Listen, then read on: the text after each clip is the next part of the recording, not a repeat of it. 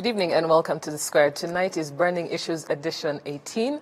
And this is a show that we have every last Wednesday of the month where you, the viewers, put to us topics that you want us to discuss. And tonight's discussion is going to focus on three major topics. That is obviously starting with the Rusesabagina trial that took place on 17th of February this month.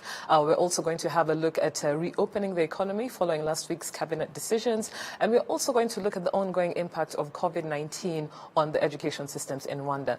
Joining me tonight are only the resident panelists, no guests, and I'm glad to welcome them. Charles, always a pleasure to have you on the show. Same here, Diana. How are you? Good, especially on Burning Issues Edition. I'm looking to you and Berna going back and forth. We're going to fight. I hope there's a referee. I'll be the referee. Also on Burning Issues Edition, joined by Berna Namata, resident panelist of the show. Berna, great to have you on the show. Thank you, Diana. Great. So we'll dive into it. On the 17th of February, like I said, this month, we had the trial of Paul Rusesabagina and his 21 co-accused people before the High Court Chamber of International and Cross-Border Crimes that took place in Nyanza. The accused are members of FLN. This is all known as National Liberation Front, which was co-founded by Rusesabagina. It's an armed terrorist group, and it has been accused in 2018 and 2019 of attacking and killing people in the southern province of Rwanda, killing up to around 9 people. So what I want us to discuss is just the trial in general. I wanted to have your perspectives, your takeaways. When the trial happened, there was undue should I say, harassment or pressure from Western media, from Western politicians, claiming the trial was unfair. We also had, in a very interesting twist, the accused, Rusesabagina, claiming he was in Rwanda. And so I just want us to have briefly a commentary on this trial that took place. I think it was adjourned to the 26th of February, which is this week. And Charles, I'll kick off with you. What are your perspectives? What are your takeaways from this trial that you'd like to share with our viewers tonight? I think, first of all, it's not no ordinary trial. I did read in sections of the media that people are saying, here's somebody who committed a crime, and the crime resulted from only 9 deaths. And then... Only 9 deaths. So as if one human life does not matter. That's number one. Number two, as in people were trying to downplay it, right? So the first is about the number of deaths in relation to the individual. But I don't know, even Kabuga has not gotten as much rebuttal in terms of the government being put under a lot of pressure as Paul Rusesabagina. But we need to understand two very important factors about institutions that are in check. The number one institution that was put in check, and we need to appreciate whether we like it or not and put sentiments aside, that Hollywood has been put in check. And everybody would come out guns blazing, including the entire Hollywood PR machinery, about saying, hang on a second. Are you saying we got our cards wrong? That we didn't double check before we put Don Shido on the line? And that can be hugely embarrassing to the film industry. So that's one side. And the second side is the Republicans and the presidency of the United States of America, where President Bush, George Bush Jr., awarded him a medal. So secondly, you're putting the institution of the presidency of the United States of America in question. So we may belittle it because we think about the case of Paul Rusesabagina. But with all due respect, and I do not, at the risk of sounding controversial, I want to put out the point that let's understand the wrath. The wrath is coming from the fact that these two institutions that have decades and probably centuries of existence have a heavy machinery around them that will protect them as much as possible. Now, politics does not work on truths and falses. It works purely on interests. And it doesn't matter whether Rusesabagina is guilty or will be found guilty, because it's not yet guilty. It doesn't matter whether he's been involved in subversive activities or not. What matters most for the people who are interested in protecting those two institutions is that their image is never tainted. It's credible. Yes. Yes. I mean, conferring the gold, the freedom a medal, as well as the Hollywood machinery, and the ones who speak for them. That's true. Brenna, your thoughts on this? I know you don't have much to say, but I'm keen to hear what your takeaways are on this trial. Actually, I don't have anything to say. I don't have anything to say because professionally, I'm not at liberty to have any opinion on a matter that is before court and that we, as a media house, are covering. To you only. Well, it's up to me at personal level to make that decision. So allow me to skip that. Yeah. Well, Charles, I agree with what you said. I just want to. Okay. Yes. Sorry. No. Carry on. Go ahead. No, I just want to add something else. That now more than ever has our PR machinery been put to test, because it's very easy for somebody to jump onto Rusesabagina as an individual and forget about the acts, and immediately tie it into our hosting the Commonwealth CHOGM, the Heads of State Summit that's in a few months' time, 3-4 months, and make a big deal out of it. So we are in an extremely vulnerable PR position. And this is why I think that Bana cannot disassociate herself from that position. Because PR and media are extremely interrelated. So whether you like it or not, Bana, you can move away from Rusesabagina, right, Bana, and the court case, because you can move away from the courtroom and have an opinion about what some random villager from Papua New Guinea thinks about the way we are handling our trial. That's my first opinion. So I think I will insist that we don't let Bana off the hook, because she's an intelligent woman who has an opinion. I totally agree. Let her not go into the courtroom, and please, you're neither a lawyer nor a judge, but you have a brain screwed on top of your neck. Charles, I was actually going to say I agree with what you said, Yes, but coming to also your second point on Brenna, absolutely, Brenna, I don't think we're going to let you off the hook. Seriously, I know you're someone who, for the sake of our viewers, but also for the resident panelists, I'm sure there's some takeaways that you'd like to share on this case that still do not jeopardize, as you said, your position as a journalist and a media practitioner. No, actually not. And this is because we have a code that we follow. We have a code.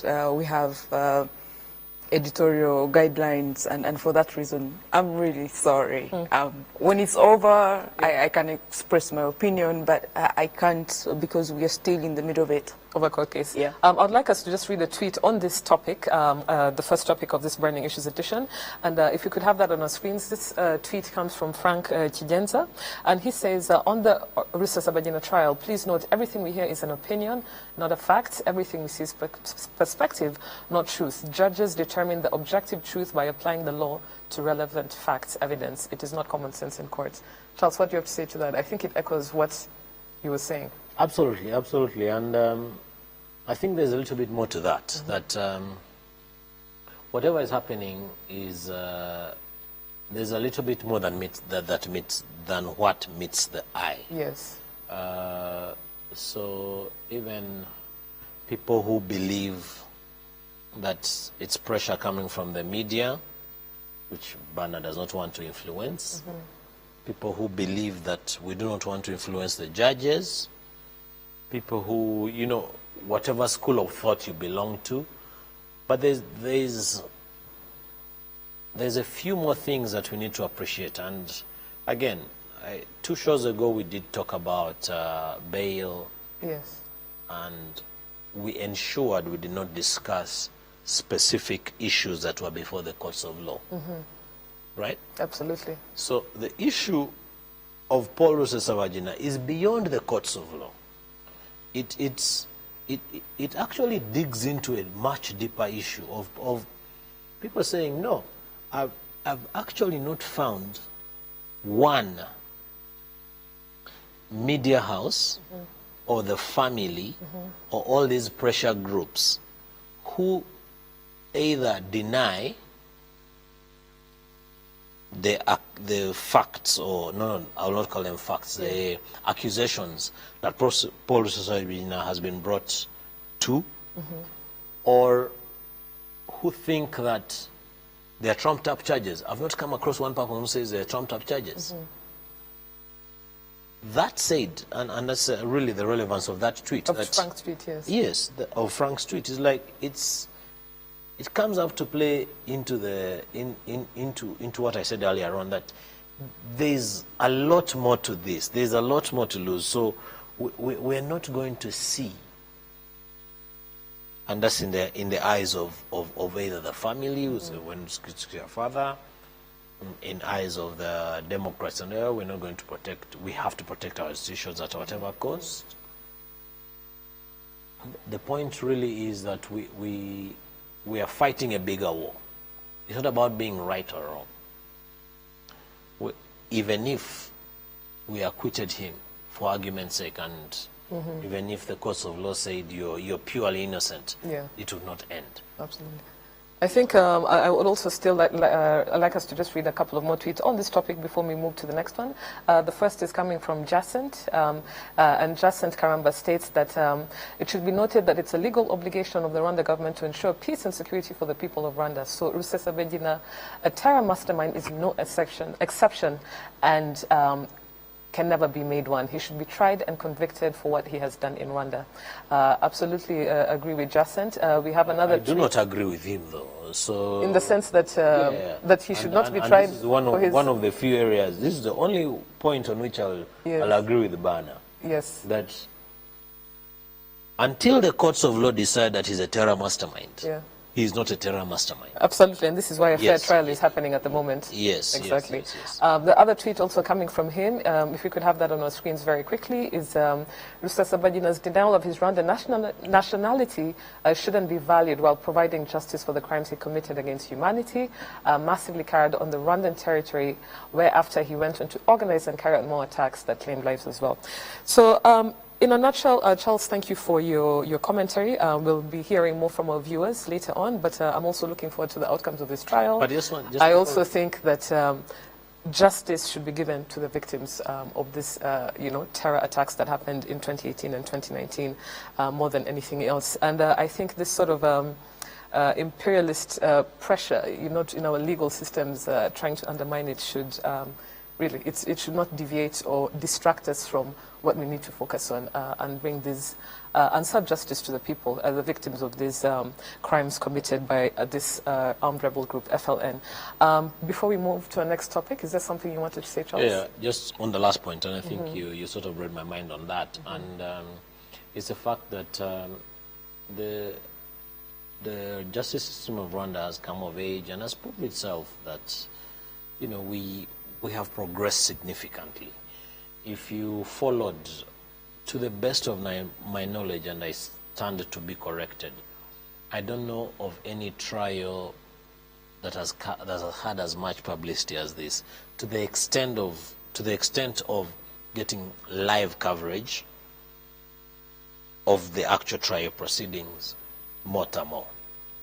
Now, what that means is basically that's how much Rwanda is going out of its way to prove to the world But there's a that fair we trial. have nothing to Yes. lose. Who- With to this, lose or hide. it's a purely fair trial. Absolutely. We're playing open book. Yeah. So that's on the one side. So whether the guy wins the case or he does not win the case, it's a different matter. But we've played open book. But even then, the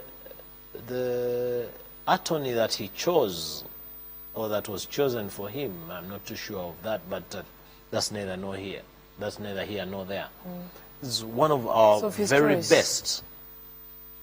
And I must say that he put up an extremely spirited defense.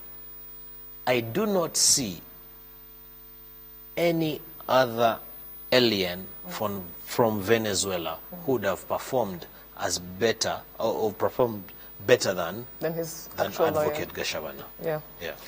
Let's go to the next topic because I really now want to hear from Dana. You cannot be quiet the whole show. Exactly. So we are going to talk about reopening the economy and That was on the line. following cabinet resolutions, like I said earlier on at the beginning of the show, that took place on 19th of February.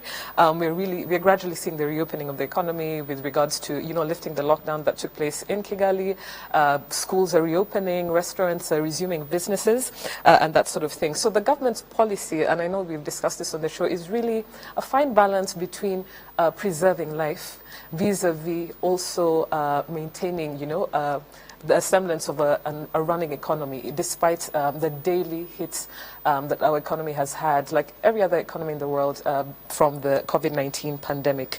So I just want to ask this question, Charles and Bernard. There's been lots eventful activities that have been happening since these cabinet resolutions last week.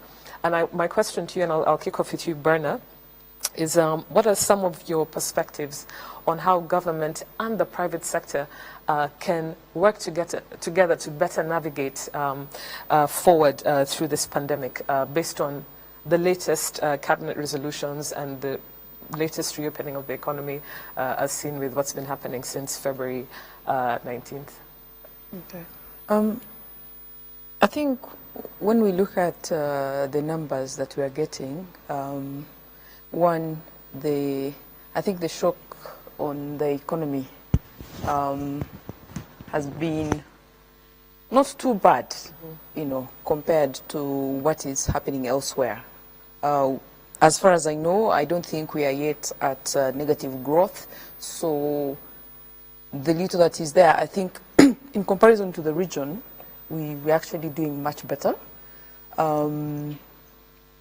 I think it was last week when the central bank gave an update on what's happening, and from their numbers, we can see that there's been recovery with economic activity increasing by 9.4% over the second half of 2020. So we can clearly see that there's a bit of progress. But again, there are risks that could undermine the prospects going forward. Already, of course, I don't think we had anticipated the second recent lockdown, which kind of set us back. The vaccines are not arriving as early as we expected. It's not. I wouldn't say it's anybody's problem, but of course, yes, government has to be held to account for that, because we've been talking about the vaccine.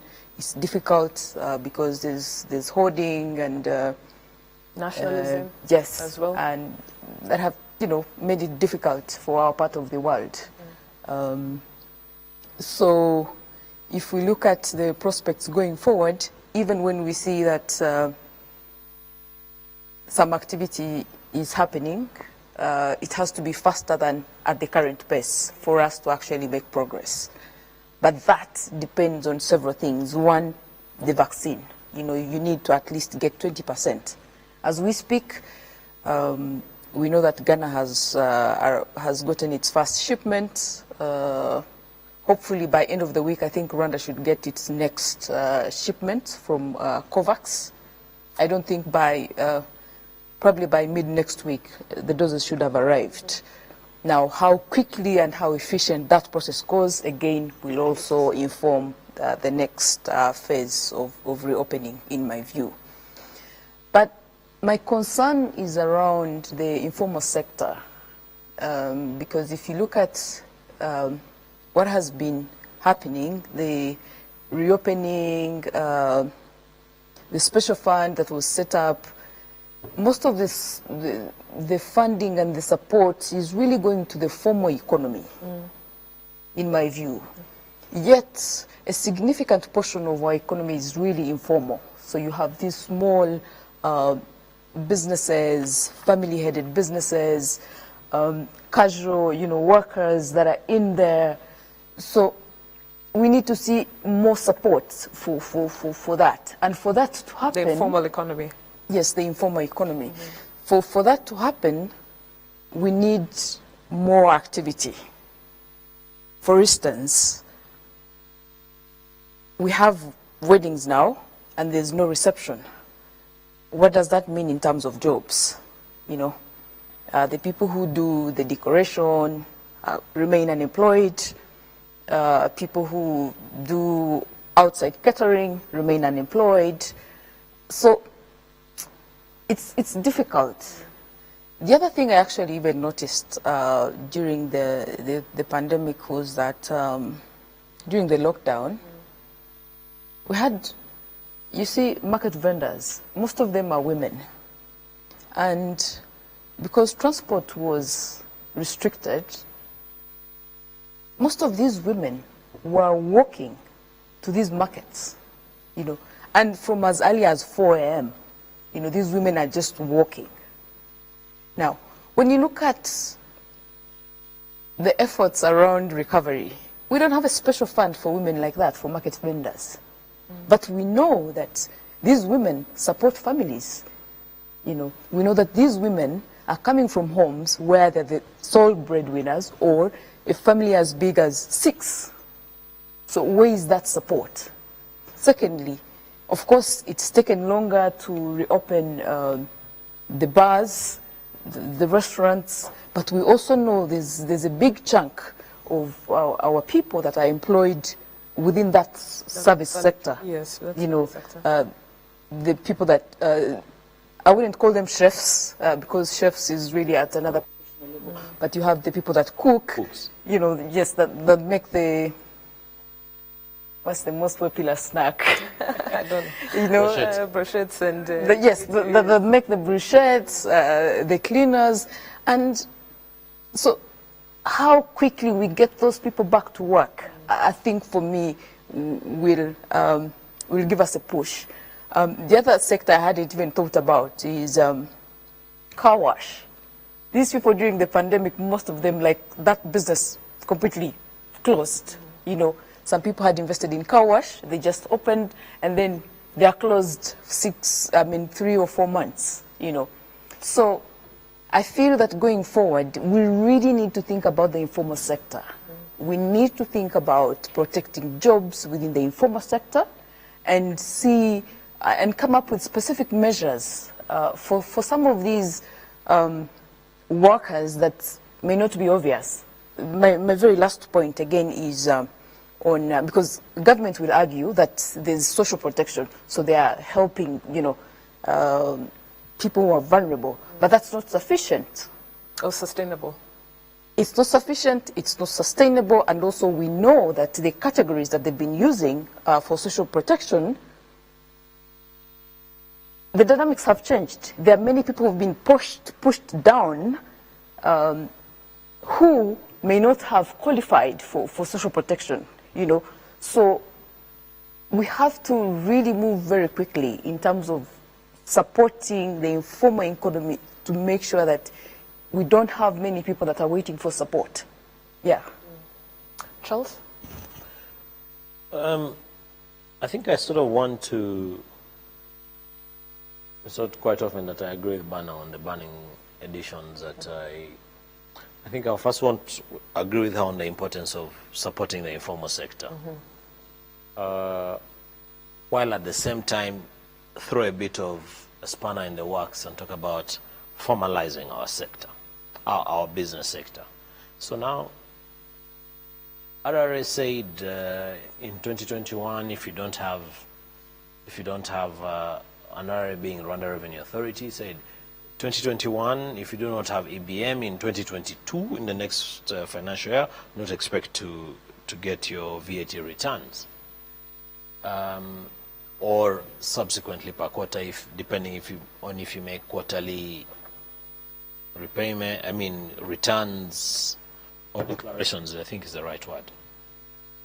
Now, the same way we advocate for the informal sector is equally the same way we need to remind people to become formal, because we have quite a number of businesses that would have created a very good case for themselves had they been formal, because the volume of their transactions puts them in the category where they can be formal and subsequently benefit from the formal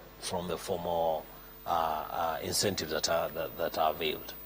So that's on the one hand, but on the other hand is, you see, COVID has been extremely unprecedented, and I think sometimes when we crack this whip, we need to be a little bit fair. That nobody ever anticipated that we'd go into a second lockdown, and today earlier on with one of the chairmen of a leading business group, spent about an hour today having a very casual conversation, and he told me actually COVID has been good to him. Said with the exception of the 2 months of last year's lockdown, because last year's lockdown had teeth, nails, and everything biting, because we didn't know what COVID was all about. This year's lockdown was a little bit more friendly. So a little bit more friendly, just to business friendly. Yes, but also because of, I think, learning from the previous. Absolutely, lockdown. that's the point. That's the point. For sure. Yes. That we had learned. Last year we didn't know what COVID was. This year we know what COVID is. Moving forward, do we know what COVID shall be? Probably yes. But there's a vaccine in place. There's a zillion hand sanitizer options, fake and otherwise. There's, quite a number of things out there. So we need to be very optimistic, and that's I think the point that I needed to raise extremely more. That even the guy who is saying which business should open, which business should not open, we need to be extremely optimistic that numbers don't lie. But if we have, and going by RBC numbers, that 72% drop in cases, even though, yes, probably justifiably so, they will attribute it to the lockdown. I would have preferred that they show us 72% numbers in cases drop or attributed to the lockdown. What about our actions of sanitizing? Like respecting the guidelines. Respecting the SOPs. Yes. Yeah, and that's where we miss it. What about after we have gotten our vaccines? What about after we, in X number of months or so and so, whilst continuing to respect the SOPs? Our Rwandan economy, and I when I was coming here, when I was driving here, I was listening to the BBC, and the journalist was giving a reference to Ghana, and they said the generous hand has given more vaccines, and you just alluded to that banner, and the reference was Ghana. I said, okay, fine. Now, if Ghana is getting more vaccines, and Ghana is a yardstick for Africa, let's take it as the Bible truth. What does that mean for all of us? It probably means that in 6 months' time, we'll have all gotten the vaccines. If they, for argument's sake, we'll all have gotten the vaccines. Now, if we'll have all been vaccinated, and we are all respecting the SOPs, why can't we predict the future and say, from today onwards, let's open up for businesses? And that's, I believe, that's the point that Bana is raising, that the cost of closing businesses and keeping them closed is extremely high for our economy, Diana. Absolutely. But you see, the thing is, like I said earlier on, it is, I think, government's priority when it comes to, policy as well as implementing these guidelines is that we will obviously try and maintain the economy as best as we can, but the priority has to go to preserving lives. So I think it's a thin line. It's a very thin line. It's a very thin line, but I feel like the priority is really on preserving lives. But just to go to the question before I come back to you, Brenna, for me, I think some ideas on how our government needs to work better with businesses to balance this thin line between preserving the economy as well as, preserving lives as well as ensuring that, the economy, businesses are running to a certain degree, is to just have, I think, a bit better institutional coordination. I know we've been singing this on the square since we began, and I'm talking about...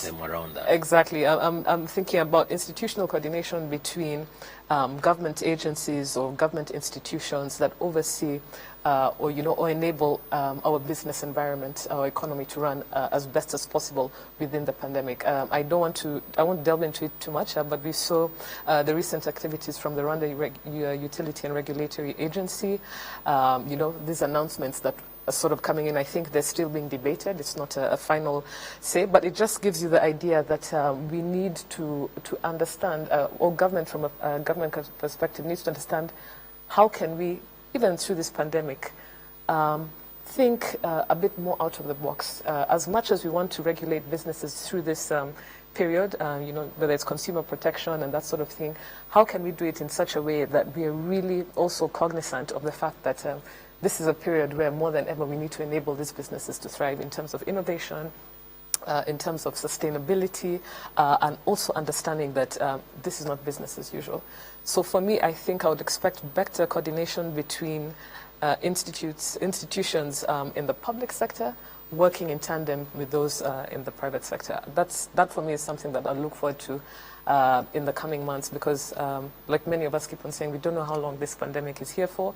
And I think at each turn, every 2-3 months, there's just an angle of it that keeps on getting worse or hitting us harder and harder than before. I think, the region and Rwanda has been resilient, but we really, just looking at the economy and looking at how we can work better between government institutions and private sector, the institutional coordination needs to be something that is emphasized and underlined.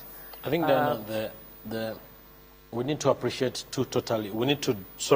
differentiate two totally different things. There's what has happened during COVID and what will hit us post-COVID, assuming there will be a post-COVID. And it's very easy. Like, the banks have cushioned themselves extremely well. They have given people breaks.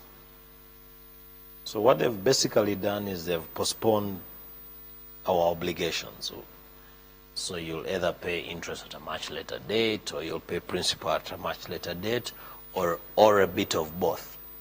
Today I came across an extremely desperate situation where this guy has an 100% facility, and so again, for argument's sake, so 35% of the loan is going to be paid at 5%, and that's the portion of the Economic Recovery Fund, and the 75% is going to be paid at 18% at a much later date, fine of a hotel that is non-functional. 18%, first of all, for a hotel is a huge problem in its own.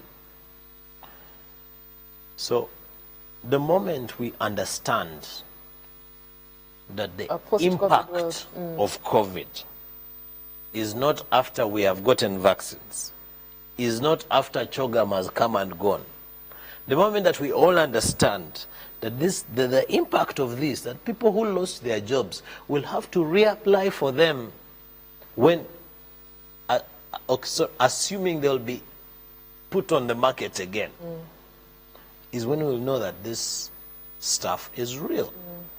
I think right now we're fighting with everything that's happening, but the scenario planning of, let's say, the next year is something, you're absolutely right, it's something we need to factor in. So we are sort of putting ourselves in a position, and especially, again, we'll not put blames, especially government. I will not put the blame to government, because at the end of the day, they need to feed people, right?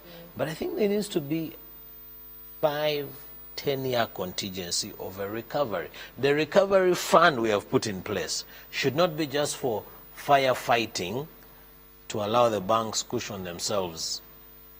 I think we need to have a very long-term view of the recovery of the economy. Brenna, quickly before we go to our next topic. I mean, just this week I was having a chat, an informal chat with a friend, and I said, you don't want to be finance minister. I really don't envy. Or central bank governor, for that matter. I do not. Central bank is fine, because central bank you just manage. Yes. You know, you manage, you supervise. I really don't envy policymakers doing. You don't this want to be finance minister. You don't want to be minister of education. You don't want to be the minister of health. Yeah. But that aside, I think there are things that we can do, and this is the challenge I think that the pandemic has thrown to all governments. The need for original thinking about what works for you and what doesn't work, you know, because before the pandemic, you know, most of us were used to downloading policy statements, and then you just edit a few things and apply it, you know. With the pandemic, things have changed, you know. It's not business as usual, and most of the things have not been tested, you know. So you're literally kind of swimming, and you don't know where you're going, you know. But I feel, again, there's more reliance on government for direction, you know. And we continue to see that politicians will take the heat. You know, governments will be under a lot of pressure to do something. Now, as we get out of, you know, the health crisis, and of course we are very optimistic with the vaccination, the economic crisis will be even worse. So the policy decisions being taken at this point have to take into account the worsening. I mean, if they are not the right interventions, you will have an economic crisis that will make the situation even worse, and people will forget. I mean, it's human nature to forget that you could have lost a life, because what we're seeing now, people are saying, oh, we shouldn't have even had the lockdown, you know, in the first place. But that's because you are alive. Someone who, it's easy for you to say. Yes, now. It's easy for you to say because you are alive and healthy, you know. But someone else who has had a patient, who has lost, you know, someone, they definitely think more could have been done to prevent the crisis from, you know. So the more many of us survive, we'll be very harsh in terms of how we criticize government intervention. So for me, I feel that government should again take the lead in terms of risk and do more, one, in terms of giving direction. We need a bit of flexibility to allow, whether it's the private sector or even individuals, to plan. For instance, if we get a calendar saying we project, I mean, given on what internally government is working on, we project that maybe June or August is when you will have maybe weddings or gatherings will be allowed. Then it allows people within the private sector to start planning, you know. Because if, for instance, you say people are waiting for the next 15 days, of course, and then to see what happens. Now, if you're someone in the private sector, how do you plan, you know, around that, the 15 days, yeah? But yet, it is possible, given what government is working on behind the scene, because we don't attend most of these meetings, you could give an indication of... A sort of projection.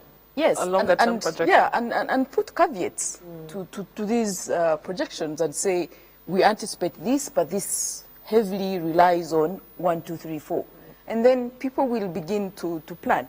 We are already seeing that, for instance, there's a lot of freezing around hiring, you know, because companies don't know what is going to happen. We are also seeing that more companies are laying off people because they're worried about what is going to happen tomorrow. So I think we need more bold actions, to kind of recover very quickly. Absolutely. Can I? No, we have to go to the next topic. Sorry, Charles, but keep that in mind. So the next topic we also have been, tasked with discussing on our 18th edition of Burning Issues is to do with education, the impact of COVID-19, the ongoing impact of COVID-19 on our education systems, and of course all Kigali-based schools reopened classes yesterday, Tuesday, 23rd of February, and for some of these children, it was even a year, not just this month that passed. And if you'll allow me to read some numbers, this is a World Bank report that states with about 3.5 million learners across the country spending months out of school in 2020 and part of 2021, some early projections and estimates suggest that students from grades 1 to 12 affected by these closures may expect approximately 3% lower incomes over their lifetimes due to lower education attainment and lower acquisition of skills. So, I mean, we're looking at long-term projections based on, institutions such as the World Bank saying that some of these children will be affected for their lifetimes. I found that extremely sobering, extremely alarming. And what I want us to discuss, Charles and Brenna, education is a recurring topic on the square. I think we're really passionate about it. My question to you, and I'll kick off with you, Charles, is, and if you could just get straight to the point in the interest of time, what are your views in terms of what interventions need to be factored in our education system to maintain a more resilient education system during this pandemic? It's a worst time to be in the hands of an education investor or an education financier, or an education or somebody. The last mile there, who's the parent? Sorry, the student, the people, or the parent is the easier one to comprehend. But the one whose livelihood you've invested, or that's where you're getting your food from, whatever, is a lot more difficult. Now, again, you can't blame COVID. No one ever anticipated COVID, but it's taught a few people lessons. And one of the things is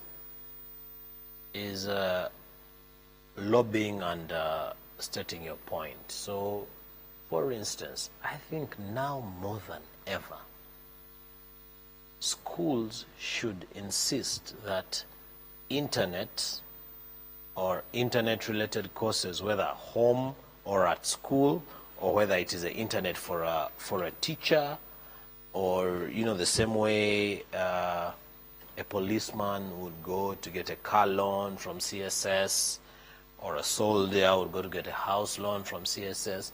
It will still apply on the same loan. So we have a very good position for bargaining about the importance of the internet and the importance of education now more than ever. That's my first point. We have seen that the importance of teachers is extremely paramount. I did follow a series of an extremely disturbing story about teachers who have been falling short on their Omwari Musako loans. Now, for the obvious reasons that they no longer have the jobs.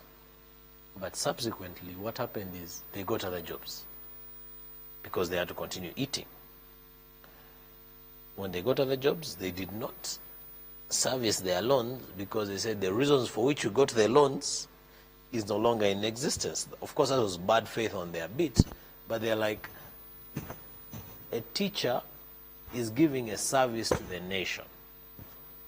That service is no longer needed by the nation, but I still need to feed myself. They'll go and dig, they'll go and ride a motor, they'll ride a bicycle and what have you, and life will go on.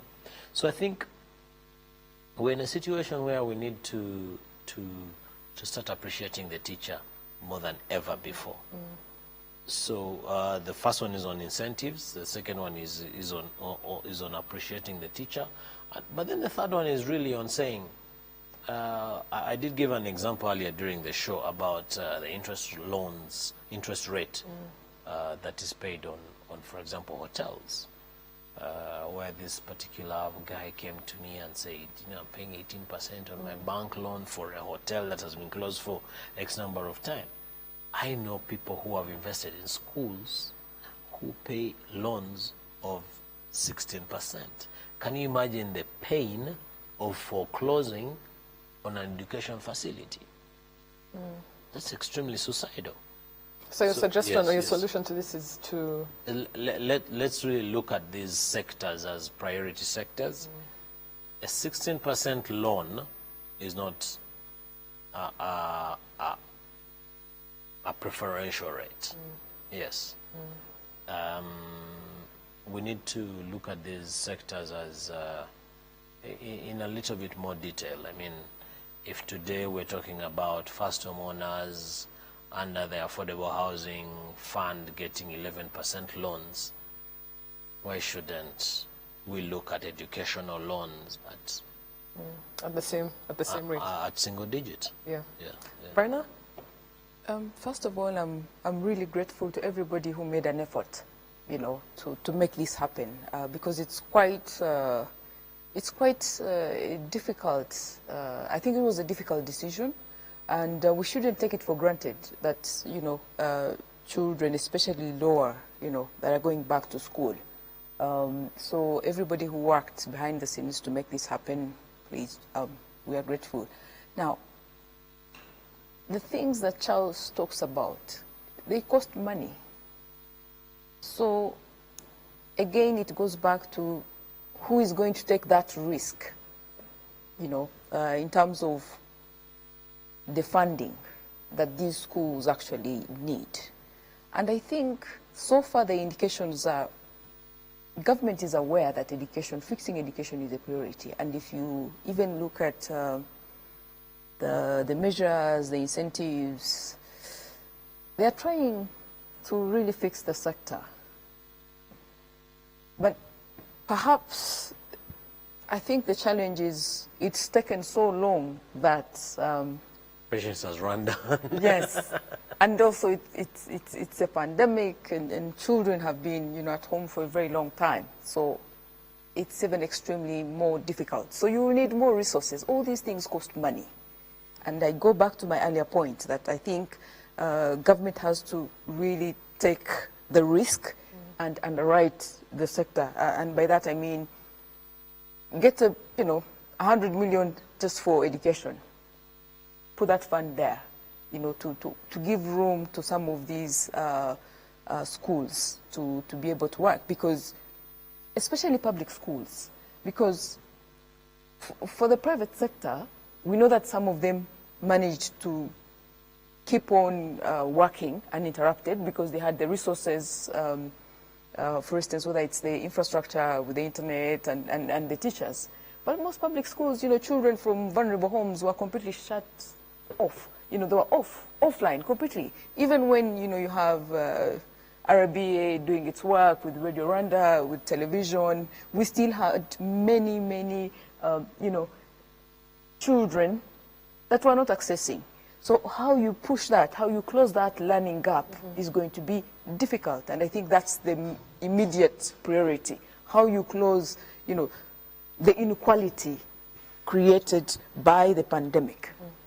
You have children that have progressed. You have children that are going to sit their final exams. And there are those that are just going back to school. So how do you close that gap? Before COVID, we already had that gap. And what COVID did was just worsen the gap. So for me, the immediate priority for the education sector has to be closing the gap. Helping children from vulnerable homes to progress. That will take extra lessons and more teachers. Now, I think last week, again, there was a session in Parliament. The Minister of Education was there, and there were worrying, conversations from that session. One, there's no data on some of these teachers. So you wonder if the recruitment, if you cannot find data, I mean, the qualifications or how many, how do we have guarantee in terms of learning outcomes? What kind of people are interacting with our children if we cannot be sure that if we go around schools, maybe 100 public schools in remote villages, we can trace every teacher. We know that they have, whether it's a university degree or A-level certificate. If we can't fix that, how can we guarantee the learning outcome? You know, so some of these things is going back to the basics. So I hope that we've taken the lessons over the last 1 year and we really move fast in terms of fixing the education sector. We need a show on its own to just talk about. Totally. You know, yeah, but for me, my obsession really is children from vulnerable homes who have been excluded for over a year. How do we fix that? How do we fix that? How do we fix that? Because these are Rwandans that have to make a contribution. Absolutely. Yeah. I want us to read some tweets. Unfortunately, the screen, I think, yes, so I'm going to just quickly read the tweets that we have, but they won't be appearing on a screen due to some technical issues, and apologies for that. We have the first tweet coming in from Julian Ingabire Kaibanda, who says that the government has dared to open all school levels. That takes courage in the face of the pandemic. However, how has this changed the government education spending versus constrained limited revenues? Does the government see this as further rifting the education inequality? This is exactly what Berna was saying. Berna, this is what you're talking about. Julian also goes on to state that government took a bold step to open all schools. How does this affect education spending, and what are the funds used for? Emergencies versus limited revenues, considering the fact that public spending on education is already highly unequal. Berna, your points are being echoed by Julian on the education. Just going back to the economy, we also have a tweet that's coming in, and this is from Richard Rwogera. And Richard states, and if you'll allow me to read it, Richard states that on reopening of the economy, my main concern is possible inequality in the global vaccination campaign, which is something we've also touched on just a few minutes before this. As some Western countries seek to reopen their own economies, we might see some sort of vaccine nationalism. I hope I am wrong. We hope you're wrong, No, Richard. no, but we hope it's already happening. It's already happening, yes. But I also agree with you, Richard. I hope you're wrong. It's already happening. The Let's see question is, how what it can pans we out. do Yes, yeah. about Let's see how it pans out. Charles, very quickly, I'd like you to give closing remarks on these topics we've been talking about. Two things. Before I go to you, Brian. Two things. Number one is in the politicization of COVID. That's my first point. And the fact that politically, and I think Bana alluded to this about you don't want to be the means of finance at this moment, the means of local government at this moment, or the means of education at this moment. COVID frustrations are going to build. It's extremely unfortunate that because of COVID, we do not have things like Umuganda, things like Umugoro Wabye, all these things that have been making people convene to discuss their issues and what have you.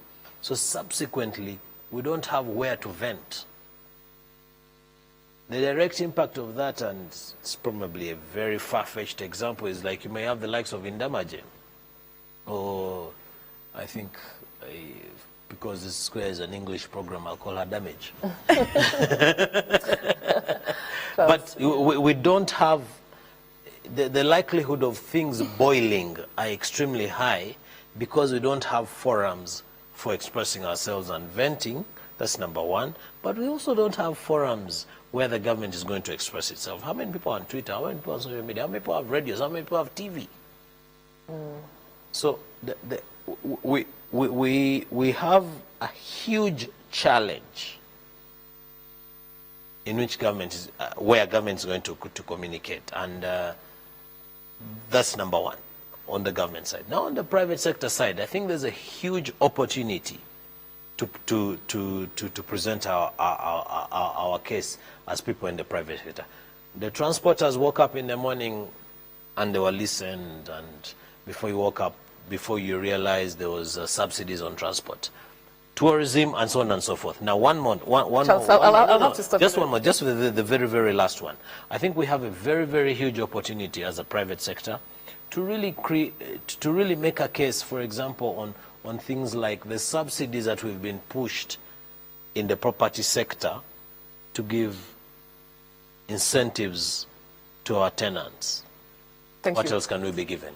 Brenna, unfortunately, Charles took some of your minutes. Concluding remarks, just very quickly, please. No, for me, it's just one. It's to continue to plead with government to spend the money, borrow as much as you can, because there's one big problem around borrowing. You know, we know that the advanced world, the Western world, likes to have monopoly over borrowing limits. But I think there are no shortcuts at this point. You know, we have a very young population. They should be able to, if we make the investments now, they should be able, the right investments, of course, they should be able to pay back. Yeah, but we really need to get the spending. Absolutely. Yeah. Thank you very much, Brenna and Charles. Always a pleasure having burning issues with you. It's tough conversations, tough times we're in. That can't fit in an hour. I cannot fit in an hour. And absolutely, I cannot thank government for what it's doing. But, you know, it's really tough times. Like we said, none of us would want to be in those hot seats right now. I'd like to thank our viewers. Thank you for sharing your views with us. And also thank you for tuning in. I'd also like to thank our partners, Uzi Collections and Bourbon Coffee. And once again, thank you, Brenna. Thank you, Charles. Thank you. Have a good night and see you all again next week.